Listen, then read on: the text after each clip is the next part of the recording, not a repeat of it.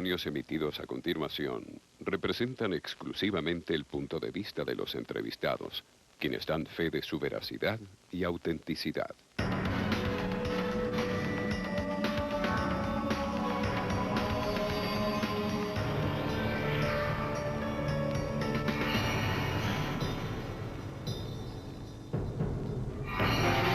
Una oleada de cantantes apareció en la década de los 80, cautivando a las masas con sus distintas tonadas.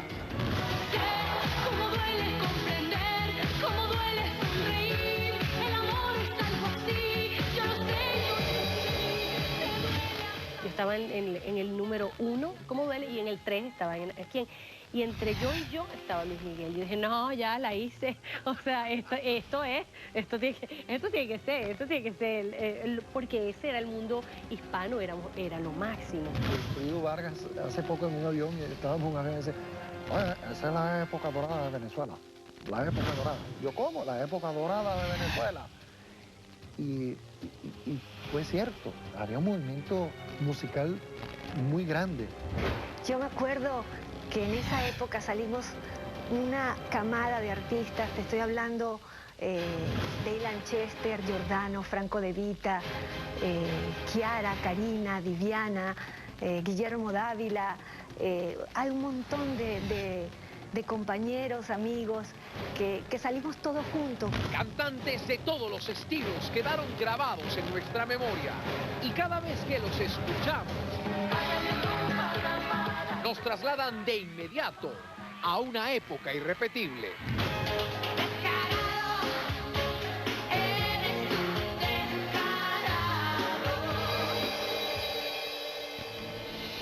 Una generación maravillosa, una generación que, por supuesto, económicamente Venezuela era otra. Y yo recuerdo que cantábamos 3 o 4 veces semanal. Yo llegaba a cantar 2 y 3 veces en un día. La diferencia de los 80 es que estaba asociado a una telenovela. Claro. Es como decir, tú dices Cristal, automáticamente tú dices Mi vida eres tú. Mi vida eres tú. El desprecio, o sea, son cosas muy intensas. Entonces él me dice, vamos a inventar un personaje así que tenga un corazón pintado en el ojo. ¿Qué? Un corazón pintado en el ojo. Estás loco que me han visto. Claro, un corazón, pero eso es horrible.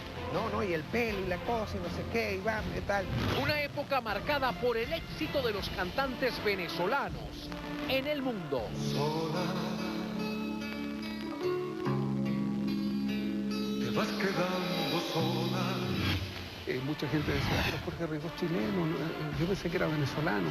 Le digo, imagínate, son 35 años, ¿no? Que se hicieron venezolanos, como el caso de Giordano, o el caso de Melissa, o el caso de personas que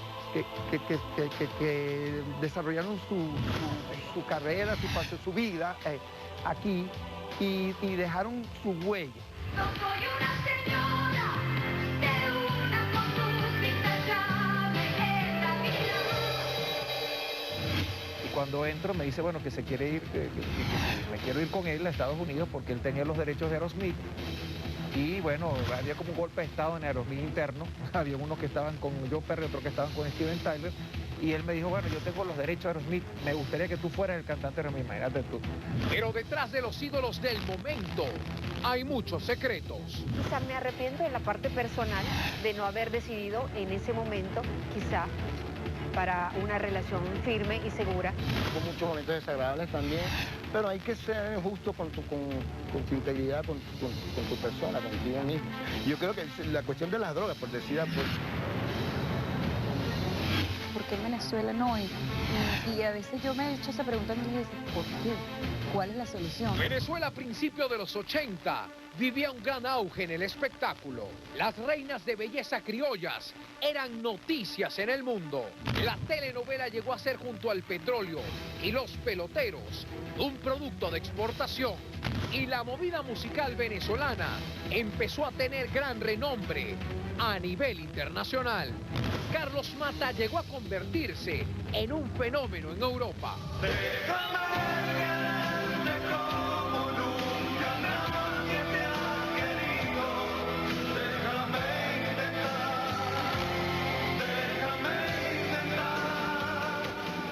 Ricardo Montaner y Franco De Vita lograron conexión con las disqueras más importantes del mundo.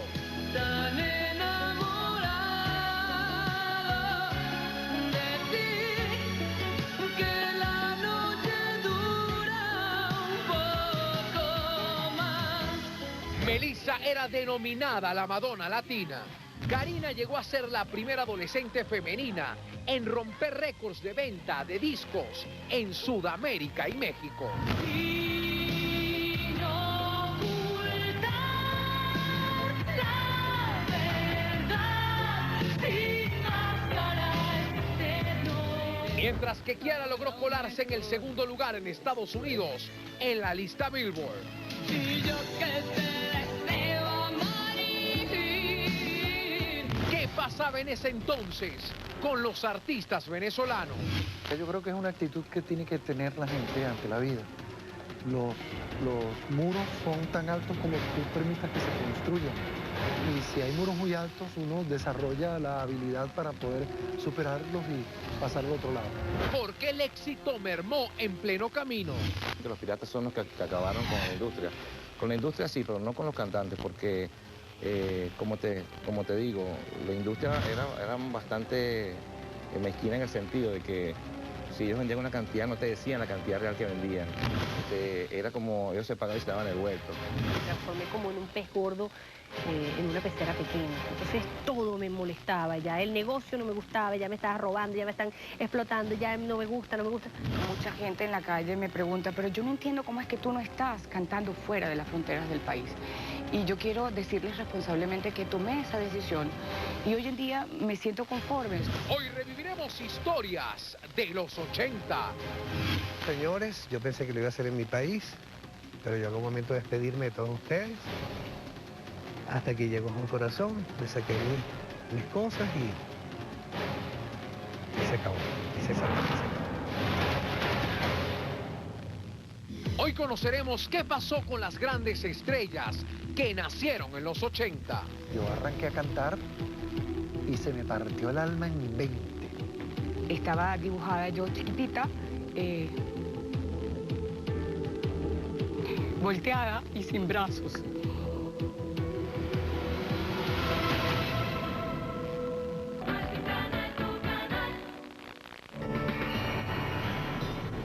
El Viernes Negro en el año 83 estará siempre presente para los que vivieron los ajustes económicos y con él la primera y significativa devaluación del bolívar. Las disqueras y los canales de televisión en ese entonces decidieron posponer los contratos de los artistas internacionales, obligando a descubrir nuevos talentos que estaban escondidos en los locales nocturnos. La moda y el espectáculo eran noticias con Madonna y Michael Jackson. Como los nuevos artistas más influyentes, ejerciendo novedad en el ambiente musical. Yo creo que no es solo Venezuela que vivió esa época, fue una etapa del planeta entero. Como los 80 no volverán a ver. No es que no van a volver, van a ver otra época con otros momentos de emociones muy diferentes, pero no fue solo en Venezuela, fue en todo el mundo, en los 80. Metía la mano así en el closet y lo que saliera, ese era mi vestuario. Entonces yo fui muy libre y creo que parte de la magia de esa época era esa libertad, esa irreverencia y que yo era una chama, yo podía hacer lo que fuera, todo me iba a quedar bien. En los 80 estuvo marcada o definida por la moda, por el cine, por la televisión, por los artistas que fortalecieron el mundo del espectáculo. La moda era loquísima, muy loca, colorida.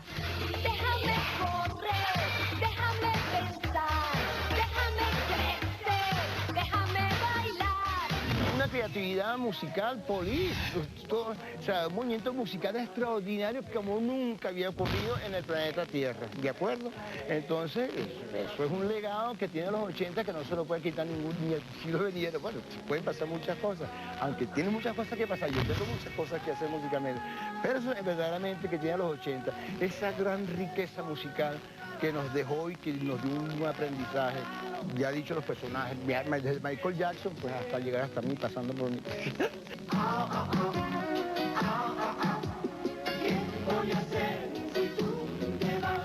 No era fácil, solamente ya cargar el pelo largo era visto para muchos como un crimen. De hecho, había una ley de vagos y maleantes que perseguía a la gente con el cabello largo. Nos cortaban el cabello, nos perseguía la policía, nos maltrataban y éramos considerados como subhumanos. Estaba la recluta, en fin, era muy, muy difícil. Y de paso hacer rock. Me acuerdo que se usaban unas faldas tipo globo, unos pantalones tipo tubo, colores brillantes. Yo usaba unos delineados, un delineado negro aquí abajo de los ojos y un corte de pelo muy, muy especial, que de hecho, gracias a la difusión de mi música, se puso de moda. Había mucho atrevimiento.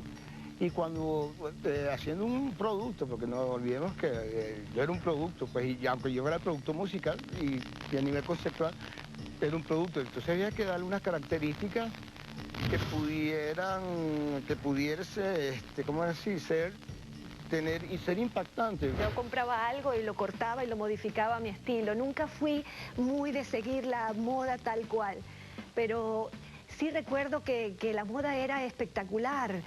Yo me imagino, viéndolo a la distancia, por supuesto, que nuestros padres cada vez que nos veían dirían en qué basurero nos caímos y saliste caminando, porque éramos unos locos con guantes, pulseras, zarcillos. Yo traía un zarcillo muy grande con la letra A y Z de Azabache. Fui como el músico de ese momento que demostró que las cosas se podían hacer de otra manera, a nivel musical y a nivel de imagen, a nivel conceptual. Es una época brillante, una época colorida, alegre, eso es lo que me viene a la cabeza, que realmente te tengo que decir que yo acababa de nacer como artista. Aprovechando lo colorido de una época, más la crisis de un país, los canales de televisión se sumaron al apoyo de promoción a los artistas nacionales. Las telenovelas contaron con los intérpretes locales para los temas principales de cada una de las tramas, y los espacios de variedades estaban minados de puro talento nacional.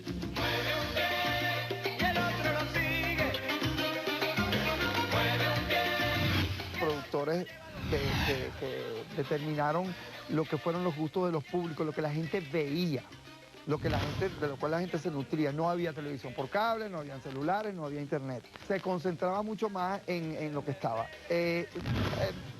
Eran mis colegas. Teníamos una televisión totalmente al servicio de nosotros, no existía en esa época el cable. Entonces eran como 4 canales donde la gente veía los canales venezolanos. Entonces, por ejemplo, en mi caso, que yo fui artista de Venevisión todo el tiempo, Estado Sensacional tenía una penetración muy grande en los hogares venezolanos. Te busqué una y otra vez, pensando que tal vez podrías recordarme. Yo me acuerdo que una de las cosas que a mí más le gustaba de Ricardo Peña, que paz descanse, y por las cuales él me contrataba tanto, me metía tanto en el programa, porque él decía que en un momento, Miguel, yo necesito que tú estés pegado para que me muevas al público. Todos teníamos una gran programación de actividad. Eso estaba bien calculado, bien pensado de los empresarios, en el área de radio, en el área de medios de prensa, en el área de show. Haz lo que tú quieras, si me quieres mala, si me quieres buena. La diferencia de los 80 es que estaba asociado a una telenovela. Claro. Es como decir, tú dices Cristal, automáticamente tú dices Mi vida eres tú. Tú dices Mi vida eres tú, automáticamente es Cristal. Mi vida eres tú y solamente tú. El desprecio, son cosas muy intensas. Entonces, esta época tiene un momento bellísimo, es una época donde tú puedes llegar a ver la música. Antes no se veía la música. Además teníamos esta garantía de tener las novelas que nos permitía llegar a un público de una forma demasiado rápido, ¿verdad? Porque Sola arrancó y fue un éxito inmediato, o sea, impresionante. Entonces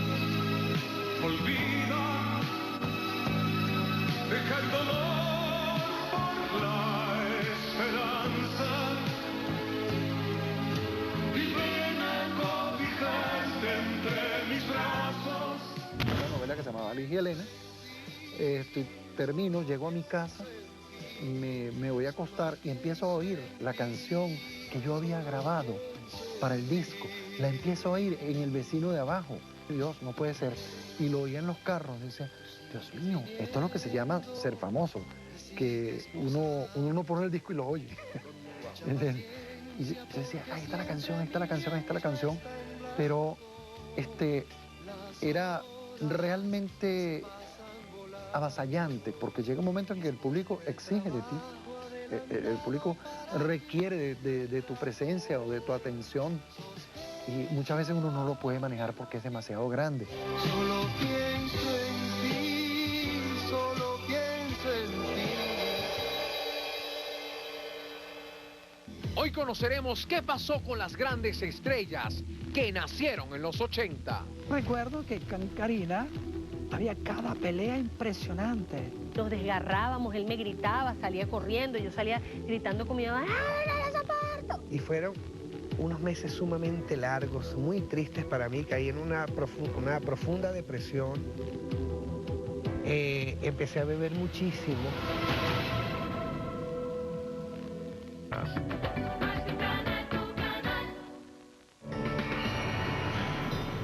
Porque todos éramos productos y somos, de alguna forma, todos éramos diferentes. La mujer sensual, había Kiara, había Ricardo Montaner, había Guillermo Dávila, había Aditus, había Daiquiri, había Franco De Vita, había Giordano, había Melissa, había Elisa Rego. Ya te nombré algunos y nadie se parecía a nadie. Había variedad y esto también había una cuestión económica importante, había un poder adquisitivo del venezolano, o sea, un poco mucho mejor del que tenemos hoy en día. Y los venezolanos tenemos el planeta Tierra a la palma de la mano. Es verdad, la diversidad y la personalidad de cada uno estaba muy definida. Cada uno era una identidad, vamos a llamarla, y sí, había una autenticidad importante, ¿no? Casi se puede decir que todos nosotros nos formamos y salimos a trabajar y a hacer música y a tocar y a actuar. Coincidimos con voces que querían ese sueño y con empresarios que se inventaron las disqueras, que se unieron. ¿Cómo habrá sido ese cuento, verdad? Que eso hay que preguntarlo también. Surgen las casas discográficas y nosotros fuimos afortunados. Cuando ya uno, digamos, salió a la calle a mostrar el trabajo que estabas haciendo,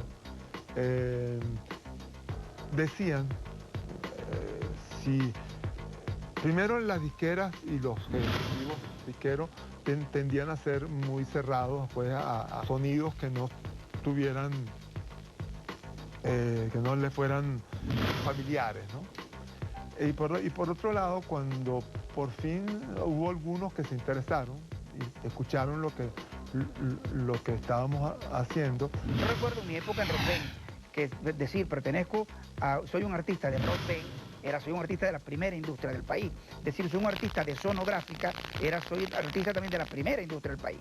Y todos era el que sacaba el mejor disco de balada, la otra se miraba por tener otro. Y en ese momento, en la época de oro de todos los cantantes venezolanos, o sea, se encontraba todo el mundo en las salas de... ¿Y dónde vas a cantar tú este fin de semana? Estoy en Barquisimeto. Y tú, no, que yo voy para Yaracuy. Y tú vas para no sé dónde. Era una nota y entonces teníamos mucho público porque cada disco que uno sacaba, por supuesto, lo publicitaban en los canales de televisión.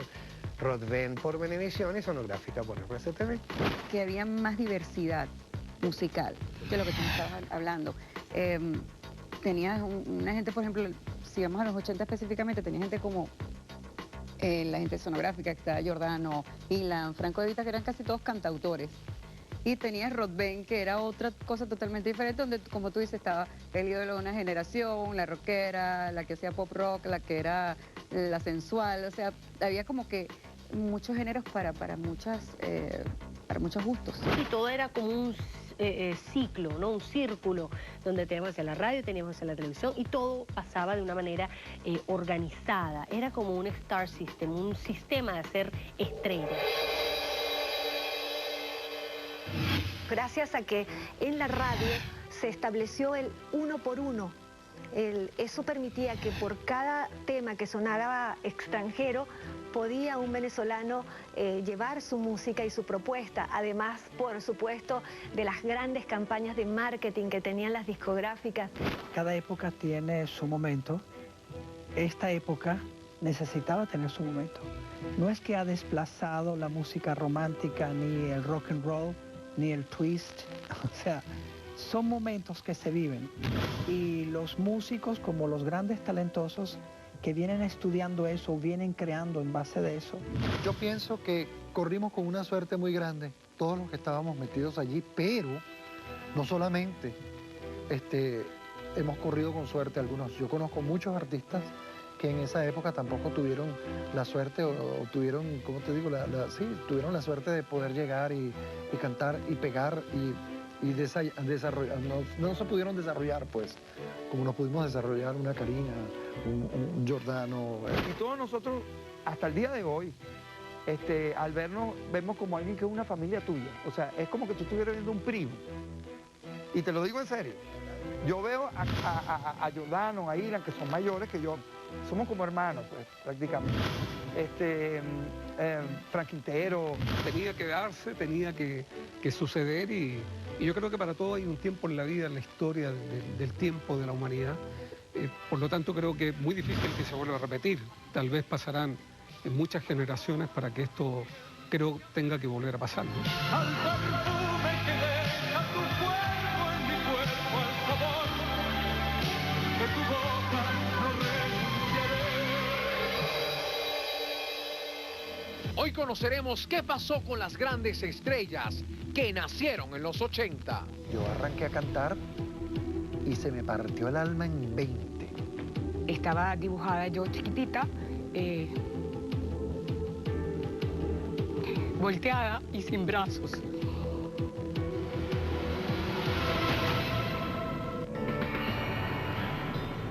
Las telenovelas criollas eran vendidas en cientos de países, logrando que los actores y los cantantes venezolanos obtuvieran gran renombre. Me presentó nada menos que Celia Cruz y dijo, esta tarde quiero recibir con un gran aplauso a un niño que queremos mucho, de Venezuela, Jorge Rigó. Indudablemente en ese momento, la verdad que te digo, me impactó, porque yo dije, oye, qué lindo, o sea, tener el derecho de haber nacido en Chile y poder representar a Venezuela de esta forma. Yo creo que el momento muy importante para mí, pero también muy engorroso. Yo estaba en Los Ángeles y estaba Quincy Jones. Estaba allí y me lo presentaron. Hola, mucho gusto. Y yo estaría maravillado por conocer a Quincy Jones y decía, qué grande, este es el tipo, mueve las manos, toca, es arreglista, ¿qué tendrá en el cerebro ese tipo? Yo estaba en el número 1, ¿cómo duele? Y en el 3 estaba ¿quién? Y entre yo y yo estaba Luis Miguel. Yo dije, no, ya la hice. O sea, esto tiene que ser, porque ese era el mundo hispano, era lo máximo. El tipo que andaba conmigo dice, él es el Michael Jackson de Sudamérica. Y él es el más imbécil de todos. O sea, para mí era grandísimo, que el tipo, yo lo puedo reconocer nada más, eso era lo único. Es una de las cosas más importantes que viví yo así como artista. Cuando vino Joe Perry a Venezuela, que se separó de Aerosmith por un tiempo, él justamente después de abrirles nosotros el Poliedro de Caracas, me llama a su camerino. Yo estaba afuera tratando que alguien me hiciera pasar para que me firmara un disco y resulta que me estaba mandando a llamar. Y cuando entro me dice, bueno, que se quiere ir, que si me quiero ir con él a Estados Unidos porque él tenía los derechos de Aerosmith. Y bueno, había como un golpe de estado en Aerosmith interno. Había unos que estaban con Joe Perry, otros que estaban con Steven Tyler. Y él me dijo, bueno, yo tengo los derechos de Aerosmith, me gustaría que tú fueras el cantante de Aerosmith. Imagínate tú. Tuve la oportunidad de viajar a Nueva York, a cantar en Nueva York, y vi Cats. Y yo me vine con una propuesta muy humilde de Entre Perros y Gatos, y se montó una canción Entre Perros y Gatos, nunca con las pretensiones de Broadway, ni todo el dinero, ni nada de eso, pero tuve mi Broadway. Entre perros y gatos yo no puedo seguir. Entre perros y gatos yo no podré surgir. ¿Cómo yo voy a hacer eso si acabo de hace 48 horas hacer la bandera del rock nacional y voy a traicionar esa bandera en 48 horas? No puedo hacerlo. y mucha gente me dice que estoy loco, que perdí la oportunidad de mi vida. No, no la perdí. Yo prefiero seguir siendo lo que estoy haciendo. Yo tengo aquí una misión desde hace mucho tiempo, que es darle apoyo al rock nacional. Y de hecho, pues... Yo pegué en México, Centroamérica, en el mercado latino de los Estados Unidos, que es muy diferente al de hoy. Pero bueno, yo yo me transformo en esta figura internacional y que también disfruté mucho al principio y se empieza a crear este monstruo inmenso que yo tampoco estaba buscando en realidad. Pero como toda gran historia, se fueron presentando los obstáculos.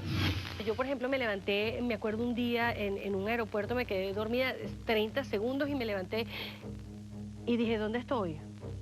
¿En qué país es eso? O sea, háblame a alguien para ver, dame el acento, dame el acento. Ahí me di cuenta de que yo de alguna manera estaba pagando el precio de la fama y de una carrera que era en serio y ya no estaba jugando. Lamentablemente yo nunca me vi involucrado, o sea, nunca me sentí identificado con eso. Realmente a mí me engañaron, y tengo que decir la verdad, porque yo venía de sacar un disco como el que yo siempre hago, con alto contenido social. Yo pienso que más bien quisieron callarme, contratándome en Sonoro Rock Band con la esperanza de que ellos me iban a hacer, y me iban digamos que los sueños míos los iban a realizar, o sea, tener buenos equipos, poder hacer buen heavy metal, buen rock and roll a nivel nacional. Me dijeron, sí, cómo no, fírmame ahí, fírmame ahí. Yo firmé. Yo soy famosa de una manera, de verdad, casi fortuita. Un día me levanté, yo estaba en el colegio y empezamos a hacer el programa entonces, Sábado Sensacional, y empecé a hacer más sábados, y me empecé a ganar premios, empecé a vender discos.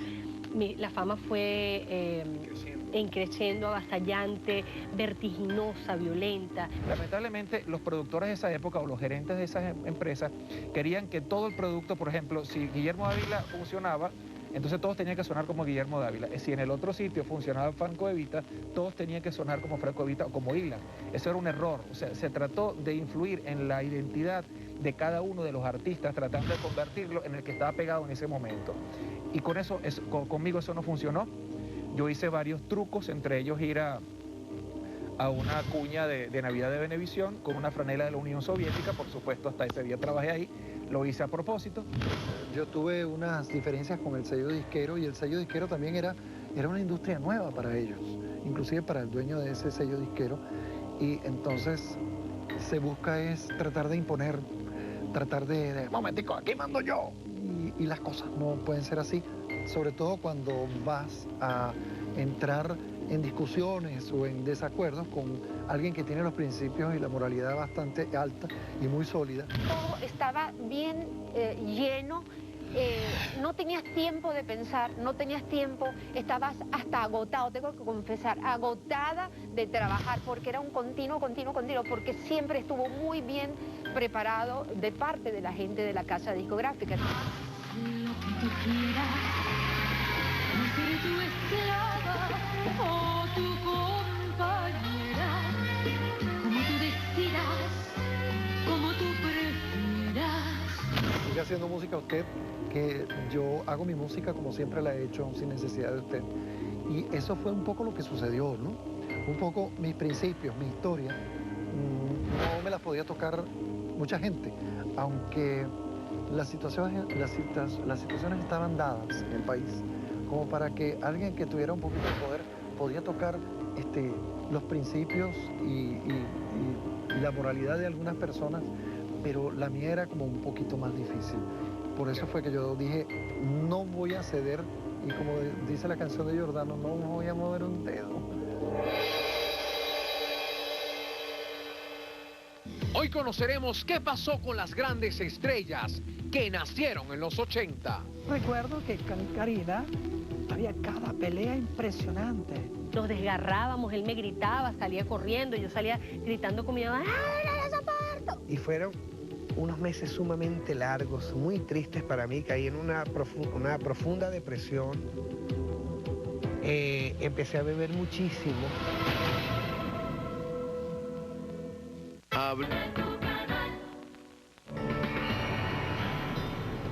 Yo quería ser cantante, así, grabar discos, más nunca salir en televisión y en radio. Imagínate tú la idea que yo tenía. ¿Por qué? Porque yo moría de vergüenza, pero yo no estoy preparada para eso. Me hacía la vida imposible, no ganando lo suficiente, porque mientras mi manager en ese momento se compraba casas, autos, todo lo demás, yo picaba mi vestuario porque no tenía cómo comprarme para el siguiente otro vestuario.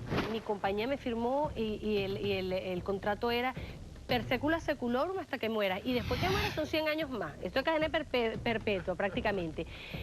Claro, contractualmente era una cosa horrorosa, leonina. Sin embargo, la filosofía de eso era que el artista era para siempre. No todo fue color de rosa. Durante esos 7 años sufrí de acoso sexual.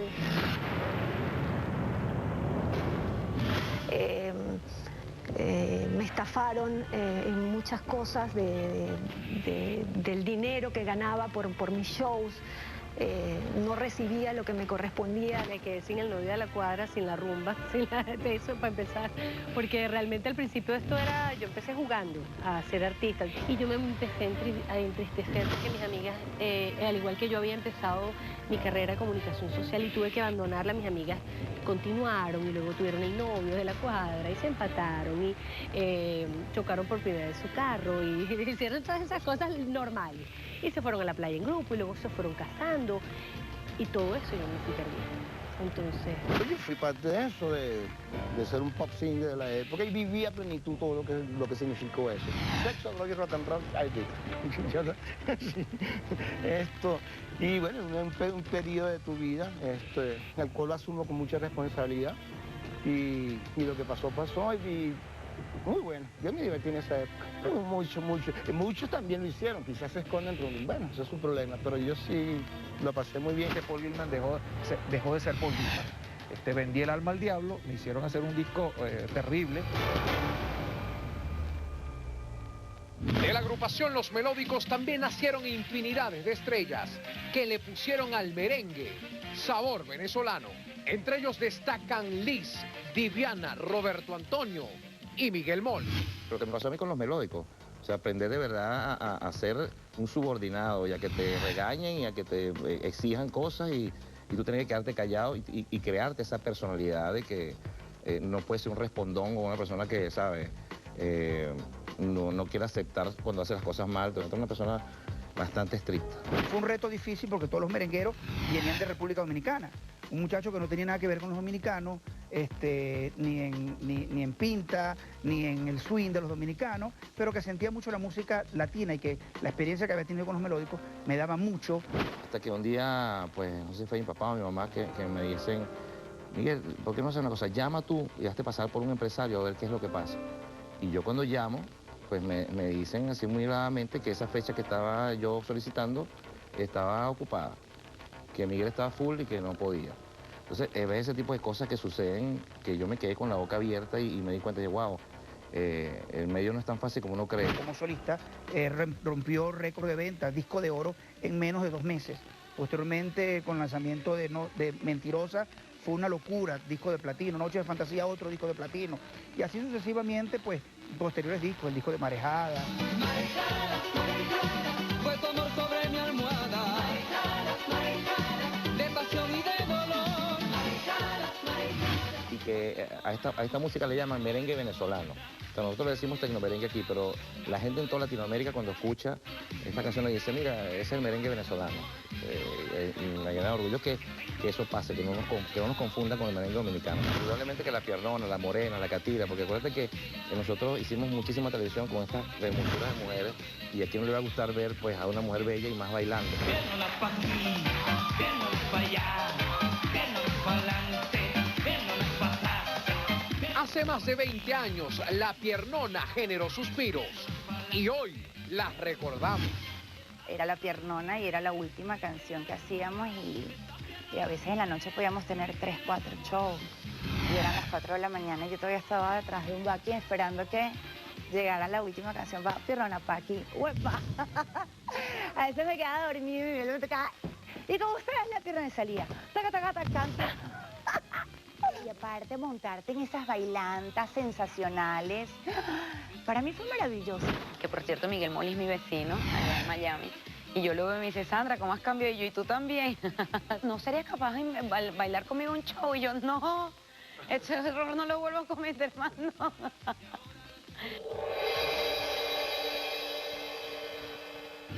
Yo fui uno de los pocos artistas venezolanos que con el tecnomerengue llegué más lejos. Quizás hay mucha gente que dice que soy el precursor del tecnomerengue. Lo que hoy se conoce como reggaetón, como música electrónica, era lo que se conocía en aquel entonces, en los 80, como música tecno, con los instrumentos típicos del merengue, tambora, conga, guira. Eso es lo mismo que está haciendo el reggaetón ahora. Eso no es ningún invento, eso se inventó en los años 80 y lo hicimos nosotros. La próxima semana continuamos con el desenlace de estas historias. ¿Por qué muchos no continuaron con su éxito? Yo en ese momento tuve que decidir dejar la discográfica porque si no se me renovaba el contrato automáticamente bajo las mismas condiciones de trabajo y realmente yo no podía seguir así. Es un poco fuerte el cuentillo. Estaba dibujada yo chiquitita, volteada y sin brazos.